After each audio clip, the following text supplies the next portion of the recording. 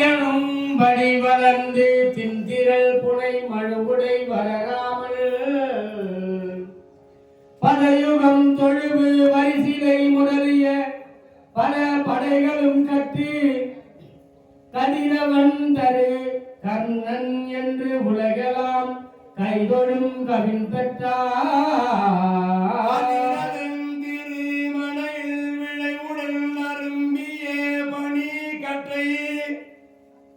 மதியனும் படி வளர்ந்து திந்திரல் புனை மழுவுடை வரையராமல் பதயுகம் தொழுவு வரிசிலை முதலிய பலை படைகளும் கற்று கதிரவன் தரு கர்ணன் என்று உலகளாக்கை தொழும் கவின் பெற்றான்.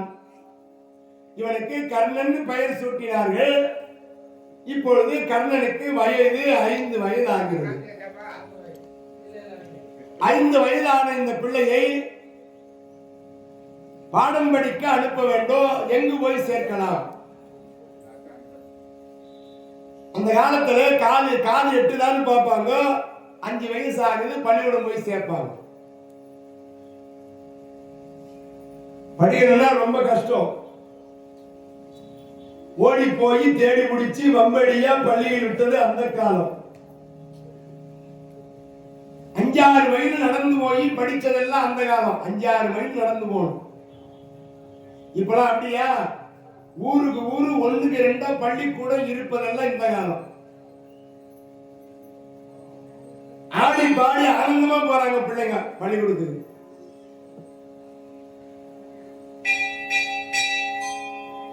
இந்த கர்ணனை எங்கு போய் பள்ளிக்கூடம் சேர்க்கலாம்? கைலாய மலையிலே பரசுராமனிடத்திலே போய் பாடம் கற்பதற்கு சேர்க்கலாம் என்று கொண்டு போய் கர்ணனை நிறுத்தினார்கள். பரசுராமர் சத்திரியர்களுக்கு பாடம் சொல்லி கொடுக்க மாட்டார். அவர் சத்தியத்தை கடைபிடித்திருக்கிறார். அப்படி இருக்கிற பொழுது இந்த கர்ணன் போய் நிற்கிறான் பாடம் கற்றுக்கொள்வதற்காக. கர்ணனை பார்த்து, கர்ணா நீ அந்தணன் தானான்னு கேட்டார். அவன் என்ன சொன்னா, நான் அந்தணனாகவும் இருக்கலாம். ஏன்? தங்க பெட்டியில கவசகுண்டலங்களோடு உயர்ந்த குடும்பத்தில் இருந்தா நான் வந்து இருக்கேன். அதனால வளர்த்த இடம், நான் வந்த இடம் எங்கிருந்து எனக்கு தெரியாது. ஒருவேளை அந்தணனாகவும் இருக்கலான்ற நினைப்புல அவன் சொல்லிட்டான். அந்தணன் என்று கருதியே பாடம் சொல்லிக் கொடுக்க தொடங்கினார் பரசுராமர். இப்ப பரசுராமரிடத்திலே கர்ணன் பாடம் பயிலுகின்றான். 4 வேதங்கள், 6 சாஸ்திரங்கள், 18 புராணங்கள், 63 கலைகள், 99 தத்துவங்கள், யானைப்படை, குதிரைப்படை, தேர்ப்படை, காலாப்படை, அதிநகர், மகாரதர், சமரதர், அத்தரதர், யானையேற்றம், குதிரையேற்றம், குதிரை சண்டை, வாள் சண்டை, மல்யுத்தம், குத்துச்சண்டை, கதை சண்டை, வில்லிலே சிறந்த வீரனாக விளங்குகின்றார் இந்த கர்ணன். வில்லிலே சிறந்த வீரனாக விளங்குகின்றார். 5 வயதிலே பாடம் பயில சென்ற இந்த கர்ணனுக்கு இப்பொழுது வயது 16 வயது ஆகுது. கர்ணன் எங்க? கைலாய மலையிலே பரசுராமனிடத்திலே 11 ஆண்டுகள் பாடம் பயின்றான். 5 வயசுல போனவன் 11 ஆண்டு படித்தா இப்ப வயது 16 வயது ஆகிறது. இப்போ 16 வயசு ஆன இந்த கர்ணனுக்கு பாடம் முடிந்து விட்டது. இப்ப அத்தினாபுரியிலே தன் தாய் தந்தையரை பார்க்க வேண்டுகின்ற எண்ணம் வந்துச்சு. அப்பா அம்மா நினைவு வந்துச்சு. குருகுல கல்வி முறை முடிந்தது. தாய் தந்தையரை பார்க்க வேண்டும் என்ற பாசம் வந்தது. தந்தை தன்னுடைய குருநாதரை சந்திப்பதற்காக கைலாய மலையிலே காத்திருக்கிறார். குருநாதர் பரசுராமர் வந்தார். பரசுராமருடைய பாதம் பணிந்து, குருநாதரே, பரசுராமனிடத்திலே விடைபெறுவதற்காக அடியேன் அஸ்தினாபுரிக்கு செல்ல வேண்டும்.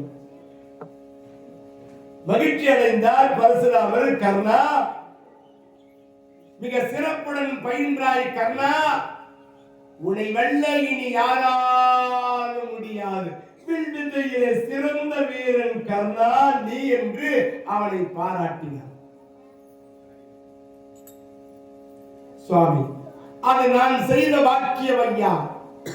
உம்மிடத்திலே நான் படிப்பதற்கு வாக்கியம் செய்திருக்கின்றேன் குருவே என்று பாதார விந்தங்களை பணிந்து நான் அஸ்தினாபுரிக்கு செல்ல வேண்டும். எனக்கு விடை கொடுங்கள், என் தாய் தந்தையரை பார்க்க வேண்டும். உண்மைதான் கர்ணா. தெளிவர வித்தை கற்றால் சீடனும் குருவை தேடார். பாடம் முடிந்த பிறகு தாய் தந்தையரை பார்க்க வேண்டும் என்ற எண்ணம் வந்துவிட்டது. கர்ணா, எனக்கு ஒரு ஆசை இருக்கிறது, அந்த ஆசையை நீ நிறைவேற்ற வேண்டும். குருவே, அது நான் செய்த பாக்கியம், உமக்கு என்ன வேண்டும் கேளுங்கள். கர்ணா, உன் மடி மீது படுத்து நான் உறங்க வேண்டும். ஐயா குருவே, அது நான் செய்த பாக்கியம் அல்லவா?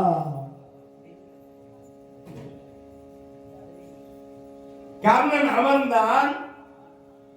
வலது தொடையின் மீது மடியின் மீது குருநாதர் தலை வைத்து படுத்தார். உறங்கிக் கொண்டிருக்கின்றார் பரசுராமர். கர்ணனுடைய மடியின் மீது படுத்து உறங்கிக் கொண்டிருக்கின்றார். நன்கு உறங்கிக் கொண்டிருக்கின்றார். அந்த நேரத்திலே ஒரு அசுர வந்து கரிய வந்து ரிங்காரம் விடுகிறது. கர்ணனை சுற்றி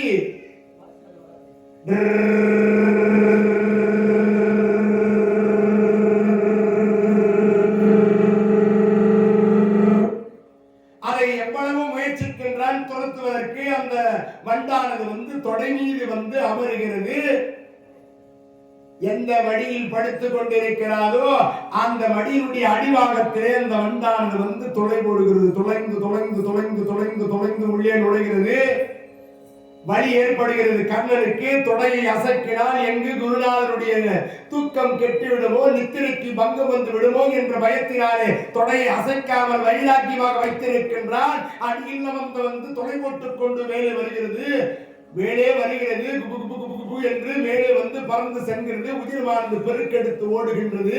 வடிந்த உதிரமானது பெருக்கெடுத்து ஓடி வந்து அந்த குருநாதனுடைய திருவேணியிலே பட்டது. பட்டார் என்று எழுந்தார். அடே கர்ணா, யார் நீ? உண்மையை சொல். இத்தனை உதிரம் வருகின்றதே, நீ அந்தரந்தானா என்று கேட்டார்.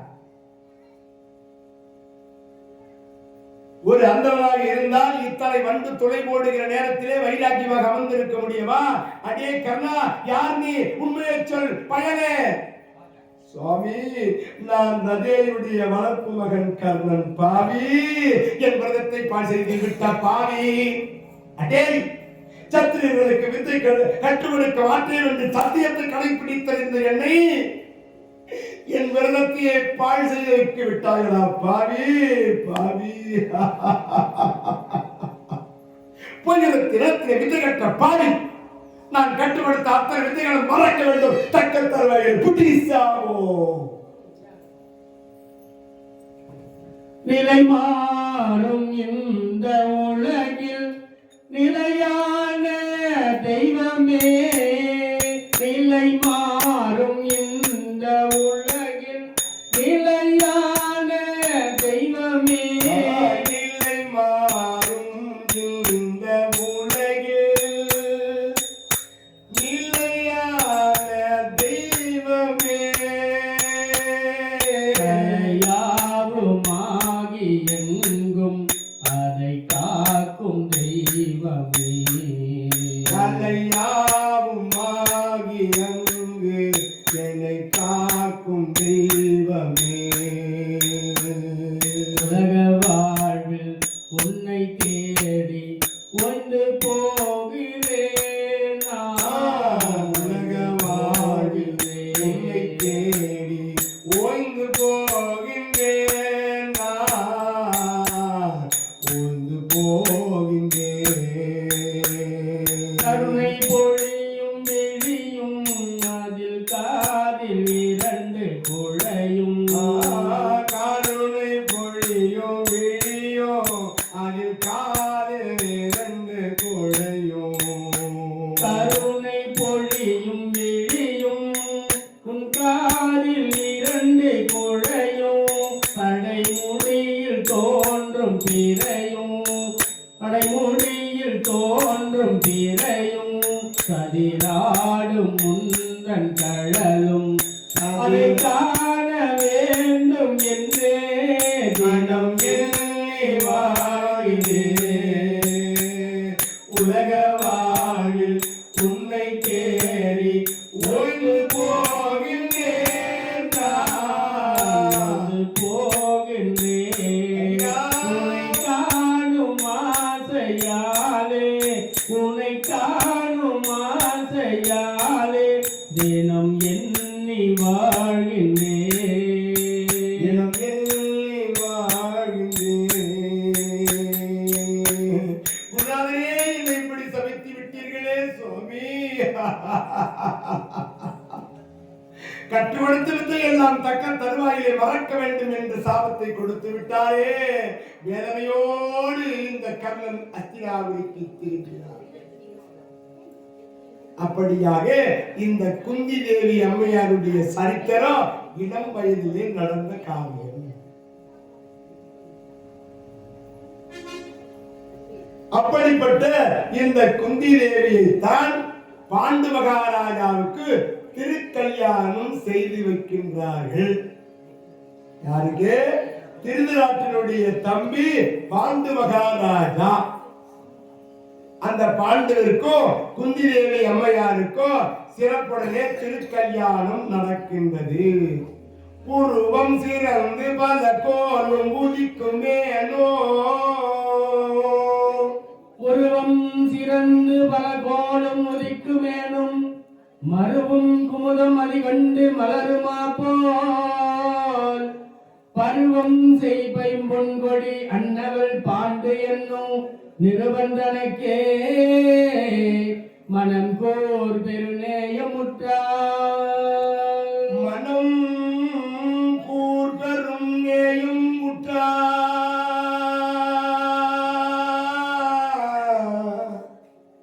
இப்படியாக சிறப்பான முறையிலே, அற்புதமான முறையிலே, அருமையான முறையிலே திருக்கல்யாண வைபோகம் குந்தி தேவி அம்மையாருக்கும் இந்த பாண்டவகா ராஜாவுக்கும் கல்யாணம் சிறப்பாக நடந்தேறியது. ராதா ரமண கோவிந்தா கோவிந்தா.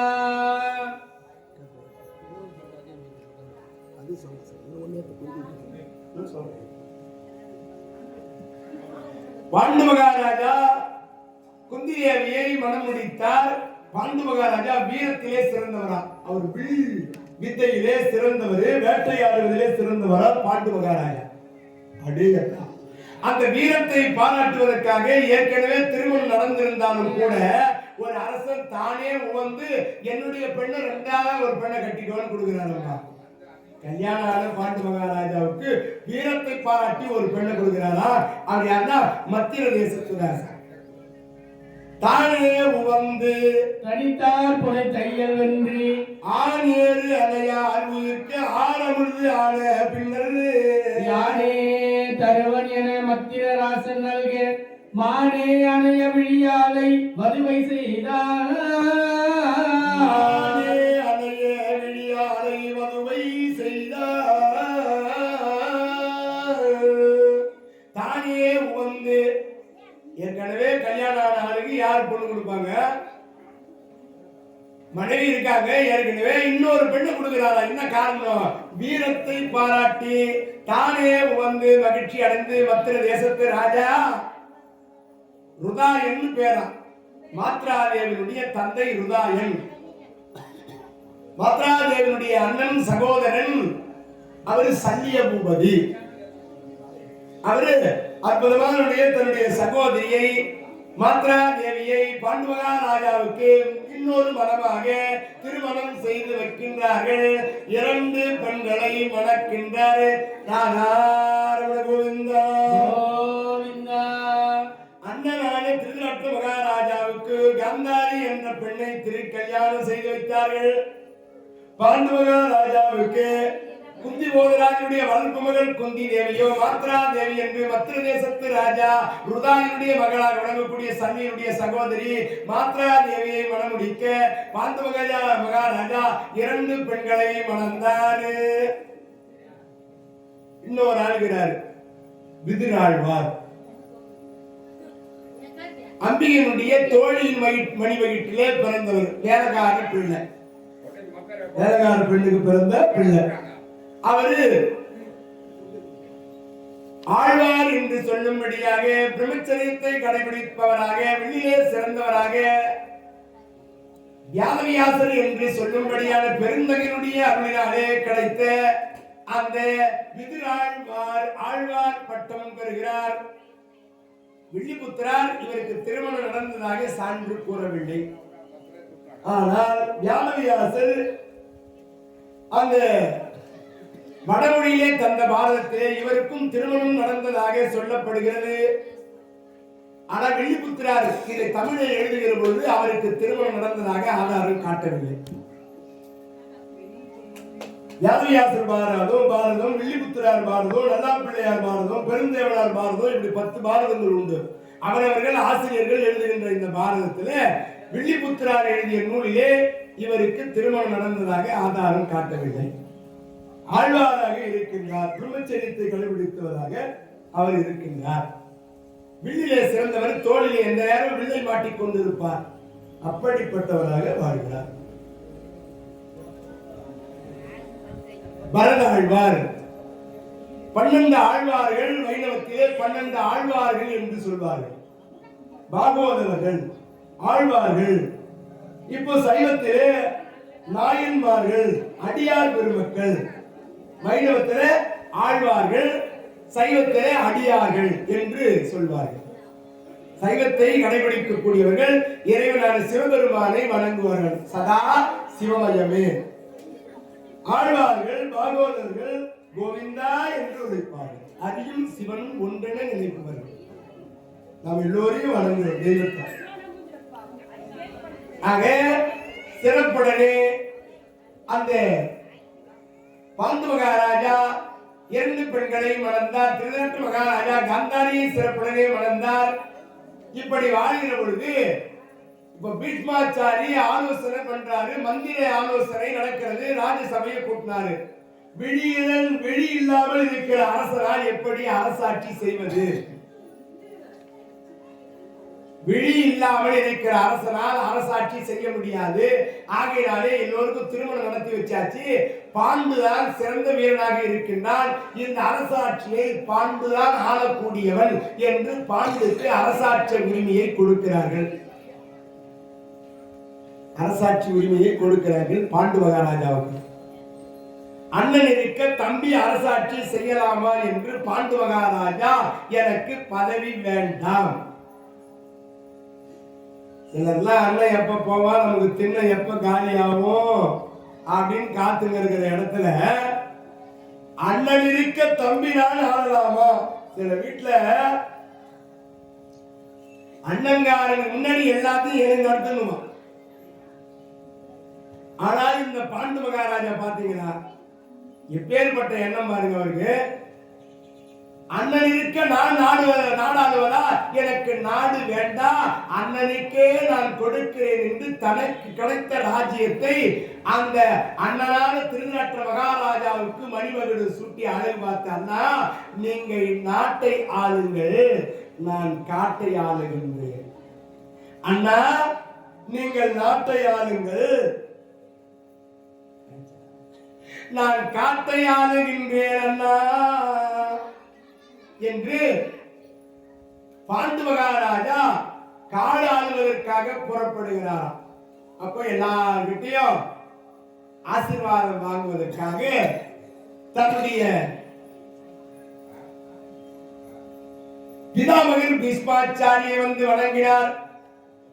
பிதாமகர் பீஷ்மாச்சாரியார் இடத்தை வணங்கி சத்தியவதி சொல்லும்படியான தன்னுடைய பாட்டியாக வழங்கக்கூடியவர்களை வணங்கி அத்தனை பேரையும் வணங்கி பெரியவருடைய ஆசீர்வாதத்தோடு நான் காடால புறப்படுகிறேன். இங்கு விதுரன் இருந்து அண்ணனுக்கு உதவியாக இங்க மந்திர ஆலோசனைகளை எல்லாம் சொல்லி நாளை ஆளட்டும், நான் காட்டுக்கு போக போறேன் அப்படின்னு புறப்பட தயாராயிட்டார். கட்டின 2 மனைவிமார்களை விட்டுட்டு காட்டுக்கு போறேன்றாரு. இது என்ன நியாயம்? 1க்கு 2 பொண்டாட்டி கட்டிட்டு நான் காட்டுக்கு போக போறேன், நான் காட்டுக்கு போக போறேன். குந்தி அத்தா நான் காட்டுக்கு வேட்டையாட போக போறேன். மாத்ராதேவி, அத்தா எங்க போக போறீங்க? காட்டுக்கு வேட்டையாட. கட்டிய புது பெண்களை விட்டு விட்டு இவர் காட்டுக்கு போறேன்றாரு. இது என்ன விதத்துல நியாயம்? அத்தா நாங்களும் கூட வரோம். நாங்களும் கூட வரோம். கூட வரோம். நாங்களும் கூட வரோம். நாங்களும் உங்க கூட வரோம் காட்டுக்கு. நீங்க வேட்டையாடுகிற அழகை பார்க்க வேண்டும். ஆமா, நாங்க பார்த்து ரசிக்கணும். நீங்க வேட்டையாடுறது சிறப்பா இருக்குமாமே. நல்லா வேட்டையாடுவே. ஆமா, நான் நல்லா வேட்டையாடுவேன். அத்தா எங்களையும் ஆக்ஷன் போக. அத்தா இரண்டு புதிய தம்பதிகள், புதிய மனைவிகள் 2 பேருமே இப்படி வற்புறுத்தி கேட்கிறாங்களா? அத்தா எங்க விட்டு போயிடாதீங்க அத்தா. சரி என்று ஒப்புக்கொண்டு சம்மதம் தெரிவித்தார். 2 மனைவிகளும் கிட்ட வராங்களாப்பா. தேர்ல முன்ன ஏறாங்களா. இவர் தேரிலே ஏறி அமர்ந்தார். 2 மனைவிமார்களோ வலது பக்கம் ஒருவரோ இடது பக்கம் ஒருவரோ. அதே அப்பா அந்த தேர் கிட்ட என்று புறப்படுகிறது. மெதுவா போவோம். ஏன் 2 பேர் பக்கத்துல உட்காந்துக்கிறாங்க. ஒரு வண்டியில ஒரு மனைவி உட்கார வச்சாலே, ஒரு பெண்ணை உட்கார வச்சு வண்டி போனாலே அவன் 100ல போறான். 108ல திரும்பி வரான். 100ல போறவங்க 108ல தான் வரணும். பெண்ணை பார்த்தாலே வண்டி வேகமா ஓடும். அவன் வண்டி ஓட்டுற பாருங்க, அப்படியே மடிச்சு ஓட்டுவான்.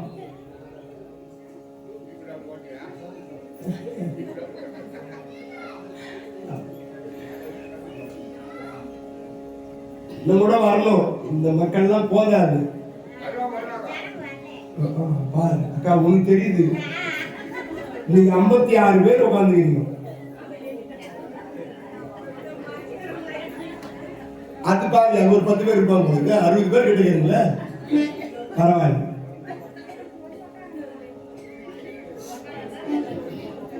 ஆக 2 மனைவிமார்களோடு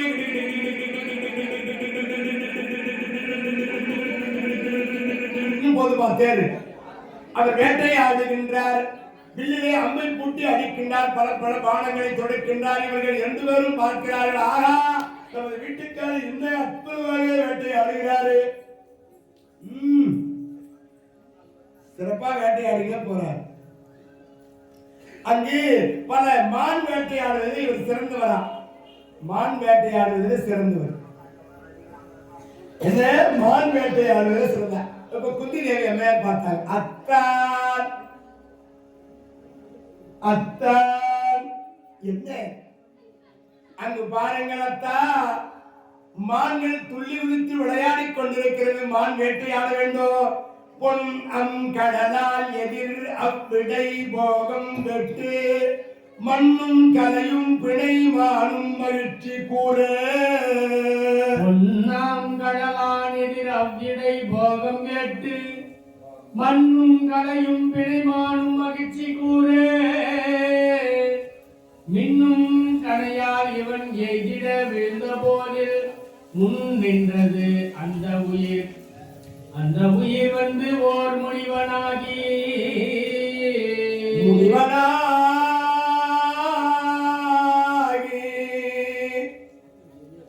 ஒரு ஆண் மானும் ஒரு பெண்மானும், ஒரு ஆண்மானும் ஒரு பெண்மானும் ஒன்றோடு ஒன்று இணைந்து கூடி இல்லற சுகத்தை அனுபவித்துக் கொண்டிருக்கிறார்.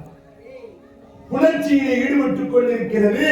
அந்த மானை இந்த பாண்டு மகாராஜா பார்க்கிறார். இந்த மான் வேண்டும் என்று சொன்ன உடனே வில்லிலே அம்பை பூட்டி பட்டான்னு அடித்தார். ஒரு ஆண்மானும் ஒரு பெண்மானும் புணர்ச்சி செய்து கொண்டிருக்கிற நேரத்திலே மான் தாக்கிட்டார். சரேன்னு போய் அந்த ஆண்மானா இருக்கிற கழுத்துல போய் பானம் சொருகியது.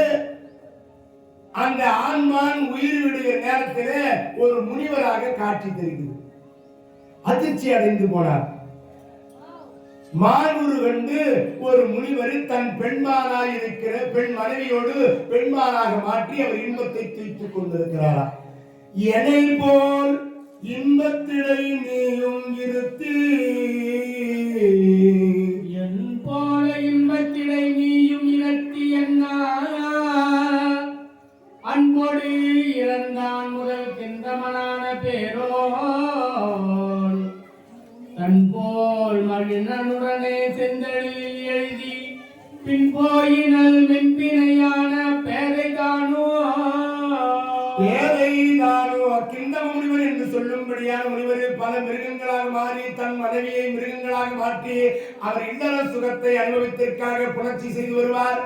அப்படி இருக்கிற பொழுது அந்த முனிவர் கிந்தம முனிவர் தான் ஆண்மானாக மாறி தன் மனைவியை முனிபத்தினியை பெண்மானாக மாற்றி இல்லற சுகத்தை புணர்ச்சி செய்து கொண்டிருக்கிறார். இல்லற சுகத்திலே புணர்ச்சி செய்வதிலே மிகுந்த அதிகப்படியாக மகிழ்ச்சியை தருவது மான் இனத்திற்கு மட்டும்தான் நீண்ட நேரமாக சுகத்தை அனுபவிக்கக்கூடிய வாய்ப்பாம். இல்லற சுகத்திலே இன்பத்தை அதிகமாக சுவைக்கக்கூடிய அந்த இனம் மான் இனத்திற்கு மட்டும்தான் உண்டா.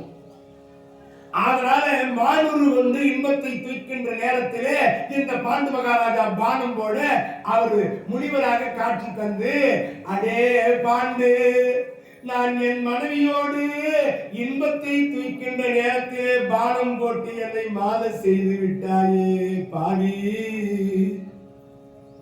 என்னை போலே நீயோ உன் மனைவியோடு இன்பத்தை நுகர்ந்தால் மாண்டு போவாய் பாண்டு. நீ மனைவியோடு சேர்ந்தா நீ மாண்டு போனோம் பாண்டு அப்படின்னு ஒரு சாபத்தை கொடுத்தார்.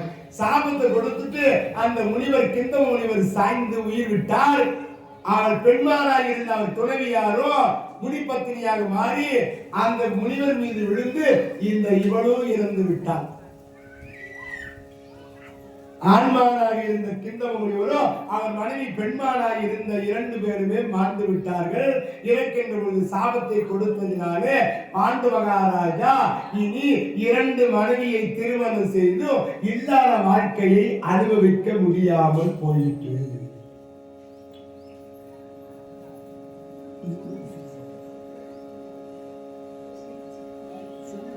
அந்தோ போச்சே ஒண்ணுக்கு 2 கட்டி, 1க்கு 2 கட்டி என் வாழ்க்கை இப்படியாச்சு.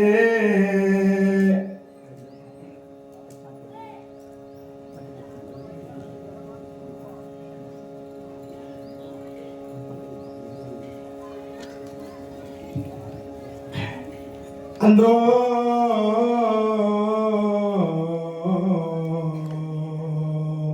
வாழ்வை நம்பாதே மனமே, வாழ்வை நம்பாதே.